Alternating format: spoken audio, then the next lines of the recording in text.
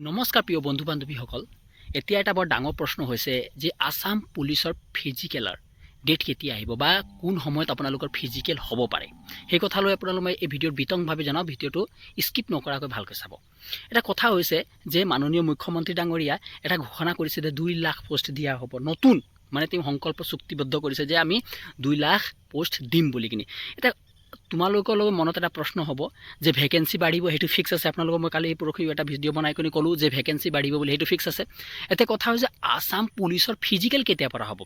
তে প্ৰত্যেকৰ মনত আগত সময় চলি আছিলে, মামা কৈছিল যে নৱেম্বৰ মাহৰ পৰা ফিজিকেল হোৱা সম্ভাৱনাটো যথেষ্ট পৰিমাণে। কিন্তু মই কৈছোঁ আজি ডেটটো এতিয়া বৰ্তমান সময়ত চেঞ্জ হোৱা সম্ভাৱনাটো বহুত যথেষ্ট পৰিমাণ আছে। কিয়নো মাননীয় মুখ্যমন্ত্ৰী ডাঙৰীয়াক 3 মাহৰ ভিতৰতে এটা SIT গঠন কৰিছে আৰু তেওঁলোকে প্ৰতিবেদনখন দাখিল কৰিব যে ক'ত ক'ত কিমান পোষ্ট দিব লাগিব।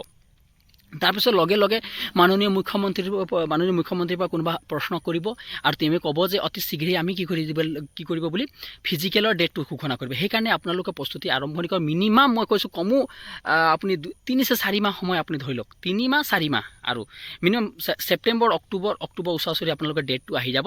সেইকাৰণে প্ৰস্তুতি যেতিয়া কৰি থকা নাই, প্ৰস্তুতি কৰিবলৈ আৰম্ভণি কৰক। অতি শীঘ্ৰেই আপোনালোকৰ ডেট আহি আছে। কিয়নো পিছত এতিয়াৰ পৰা আপোনালোকে প্ৰস্তুতি নকৰে, পিছত গৈ কিনে বহুত খেলিমেলি হ'ব আৰু সেই সময়ত পাছ নকৰিলে কি হ'ব, মনত দুখ লাগিব। ভাল নাম্বাৰ মাৰ্ক নাপালে আপোনালোকে ৰিটেনত বহিব নেপাব। আৰু যদি ৰিটেনত ভাল নাম্বাৰ নাপাওঁ, ৰিটেনত যদি বহিব পালেও আপোনালোকে ফাইনেল লিষ্টত আপোনালোকে নাহে। সেইকাৰণে পিছত গৈ আপোনালোকে জেং কৰিব, ছেকেণ্ড কাট অফ লিষ্ট বুলি স্থিৰ হ'ব। তাতকৈ ভাল এতিয়া ফিজিকেল এক্সাৰচাইজৰ কাৰণে প্ৰস্তুতি কৰক।